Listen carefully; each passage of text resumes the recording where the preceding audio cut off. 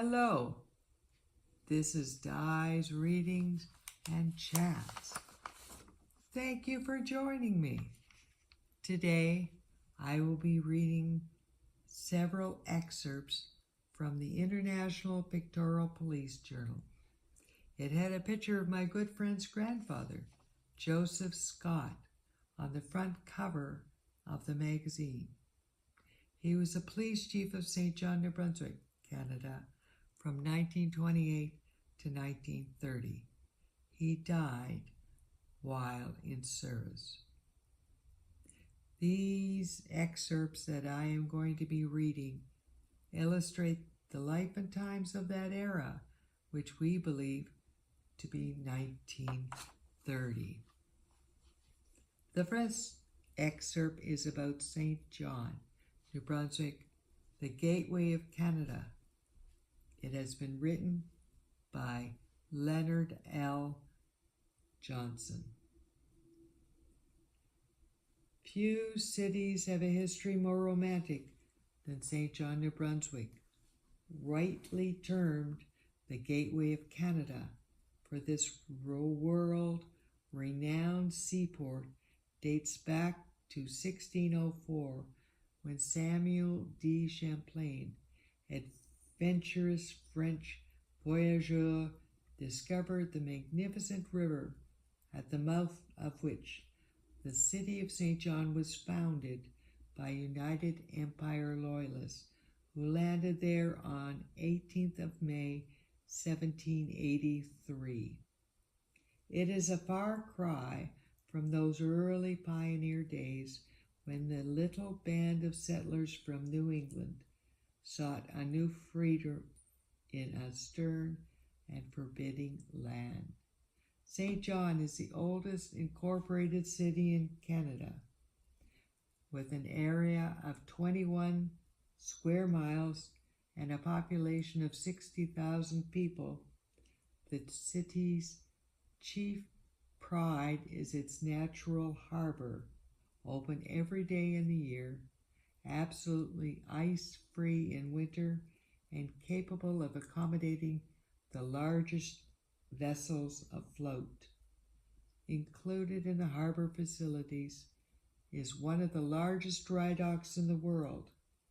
This dry dock can be used as two docks, one 650 feet long, the other 500 feet long, or as one large dock, 1,150 feet in length, with a depth of 125 feet, and equipped with one 15-ton electric traveling crane usable at any point about the dock, one 60-ton fixed derrick on outfitting wharf, compressed air and electric energy available at all points around the dock, a large structural steel plant as well as machine shop, plate shop, boiler shop, blacksmith and joiner shops, lofts, etc. The Reversing Falls is a natural phenomenon that yearly attracts visitors from all parts of the world. These falls or rapids are located at the mouth of the 450-mile-long St. John River, where the waters rush through a narrow and high-walled gorge, 450 feet wide, spanned by railway and highway bridges. The falls must be seen at both high tide and low tide to be appreciated. When the tide in the harbor is out, equivalent to a drop of some 26 feet, the water rushes downward with a tremendous surge of heaving whirlpools.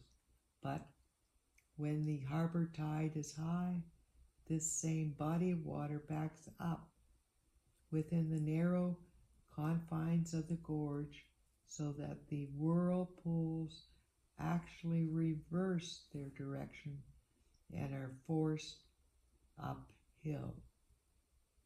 A good view of the falls can be obtained from the general traffic bridge, which is the longest spanned steel arch bridge in the world in that time frame. The legend of the falls.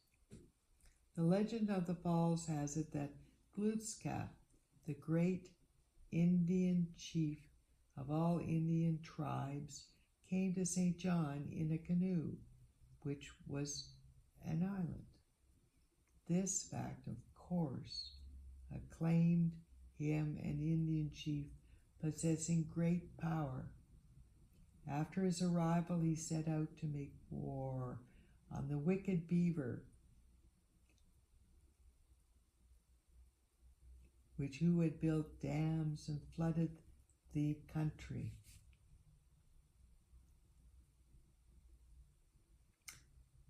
The first dam he located at the Reversing Falls, and with one blow of his mighty club, he shattered it, scattering large pieces of the dam in all directions.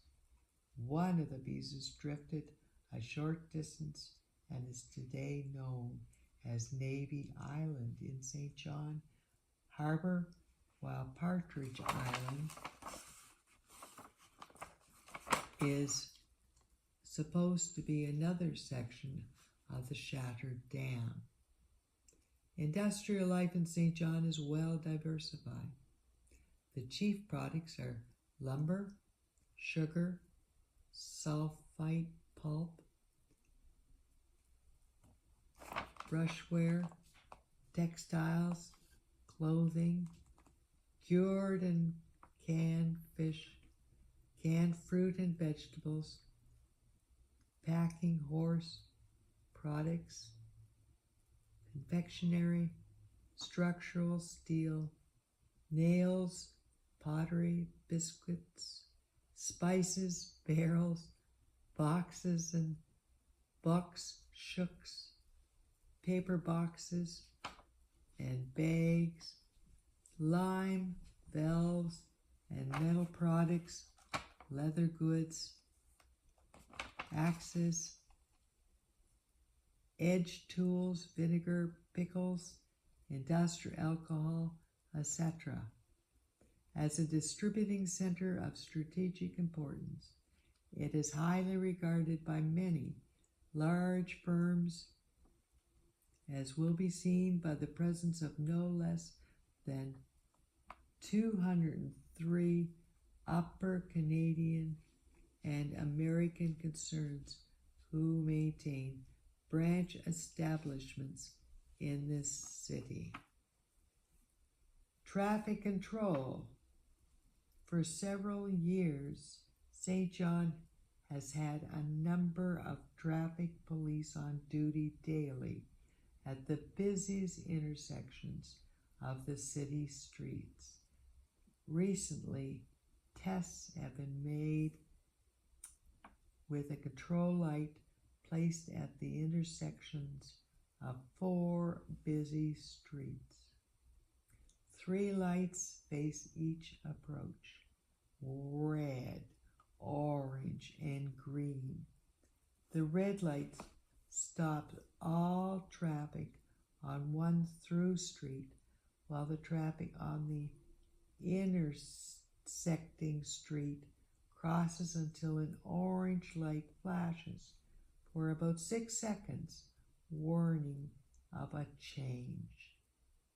The order is then reversed, and the other street becomes the through street. This light has proved so satisfactory that the Montreal firm handling it has contracted to install 26 lights at no expense to the city in return for advertising privileges, namely the installment of small illuminated advertising lights and signs on the poles near the intersections where the lights will be in use. The police force of St. John under Chief Scott's direction, is giving efficient service. Most of the work done by them never reaches the public notice. For instance, if all the work accomplished by the genial police matron, Mrs. A. Adams, in the nature of social service, were known to the public, more appreciation would be shown, as it is the St. John police officers and men continue quietly about the work every day of the year, with the exception of the 2 weeks vacation granted to each man each summer, and well, they deserve it. Christmas Day or any other holiday is a nonentity as far as the St. John policeman is concerned. He works through them all.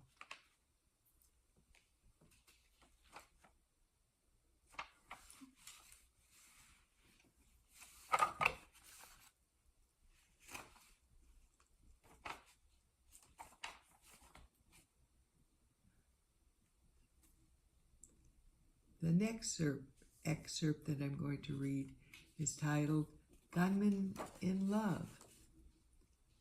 Gunmen in Love Are Loyal. It's been written by Helen Haddigan.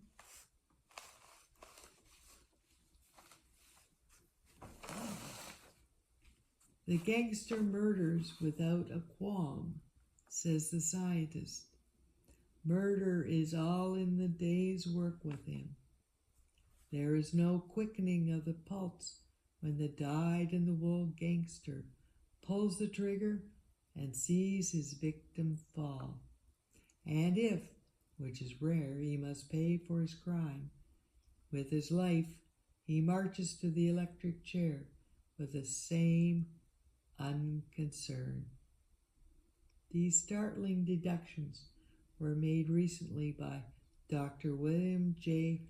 Hickson, director of all the psychopathic laboratory of Chicago's Municipal Court. Dr. Hickson discovered that there is no sense of industry in the typical gangster's makeup. Neither has he love, hate, fear, or revenge. As Dr. Hickson's looked very deeply into the matter of the gangster's loves, we wonder? Because if he has, he will surely discover that no matter how low the gangster has sunk in his killing, bombing, bootlegging, and terrorizing career, his wife, or his mole, occupies a unique position. She may help him in his nefarious practices, but never in the open, and never, if he can help it, is she connected with it or him in the public mind. No picture has ever appeared of Mrs. Al Capone with her little son or Al Capone's mother. The other day, these three made a long trip to the jail where Scarface is now confined. Although a picture of Al's wife and child would undoubtedly go on the front page of any newspaper in the country, not one of the experienced cameramen were able to get even a flash of her. Behind the bars, Al sees to it that his wife and child are protected from publicity. No one can point to his boy and say, that kid's father is in jail. But just recently, the Los Angeles police made a haul on a gang and rounded up a miscellaneous assortment of gangsters their wives, and their moles. This was after Aga Calante payroll car was held up and relieved of $85,000. 2 guards were killed. It seems that the wife of a San Diego bootlegger squealed. Her name was Agnes Grace Canarney, and she thought by confessing and naming 2 other men she could save her husband. But he was nabbed at Hollywood as a suspected accomplice and taken to San Diego along with the other 2 men. So her confessing didn't do any good, and the other 2 men, Martin B. Colson and Lee Cochran, are trying to keep their women out of it, but without much success. The police knew where to find Mrs. Cochran, and they took her away from her little girl, Gloria, and gave her an awful grilling. Cochran confessed that he operated the machine gun, and they let his wife go.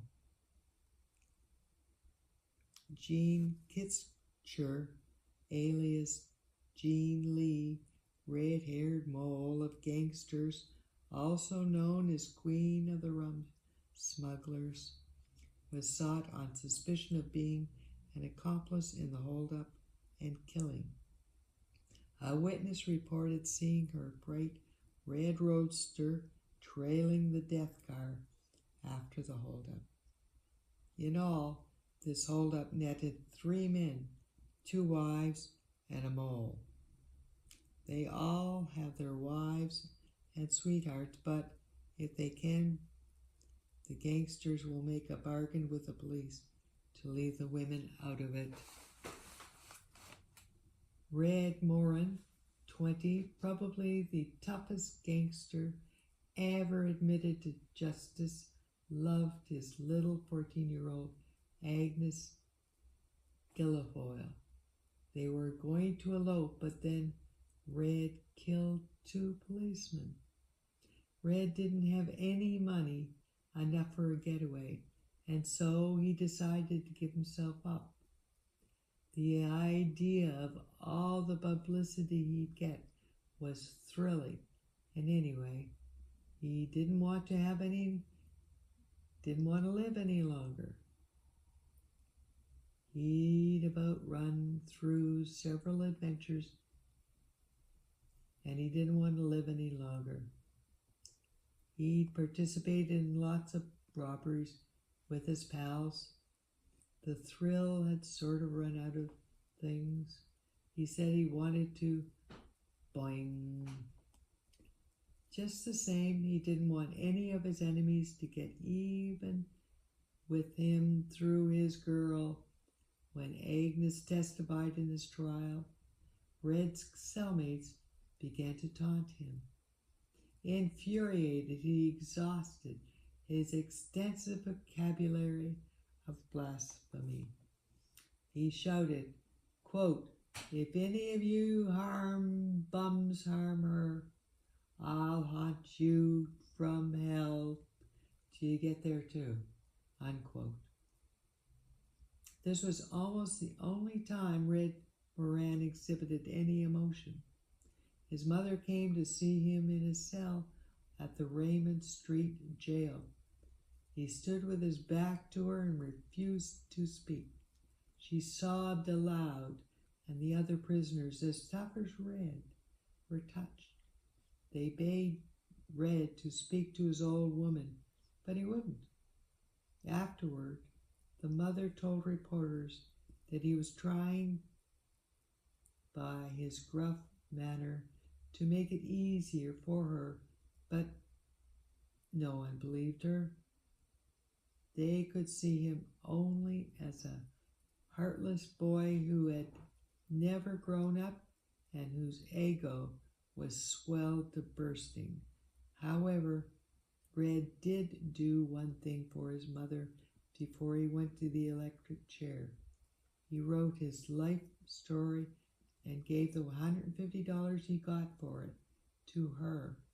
Then he went to be boing, a cigarette in his hand, a grin on his face.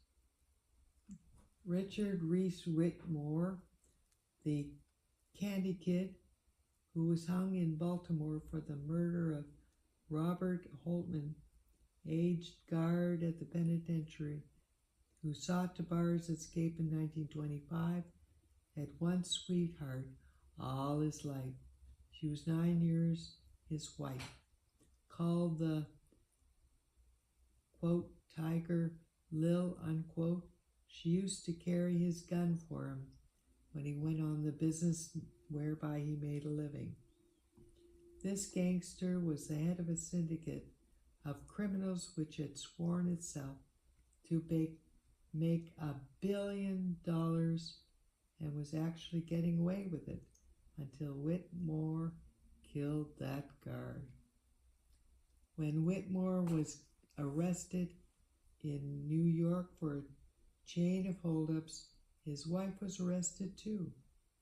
Whitmore said, "I told him everything I knew, and I know, but if they turn the wife loose, if they give her the street, get me, I'll tell things that will astonish this little burg," unquote. A month later, she was freed on her own recognizance. This was after Whitmore had made a confession to the authorities of his part in a Baltimore killing and a robbery. He beat this charge, but he had to stand trial for the killing of the prison guard in Baltimore. Tiger Lil stood by him.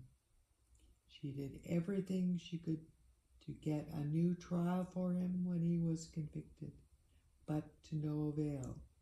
The hard-boiled guards at the penitentiary were moved when, just before the hanging, Tiger Lil pleaded to be allowed to hold her husband in her arms for the last time.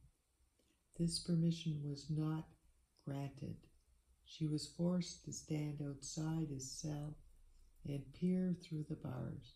She was not allowed to touch him or kiss him goodbye. Oh, they love in gangland sometimes.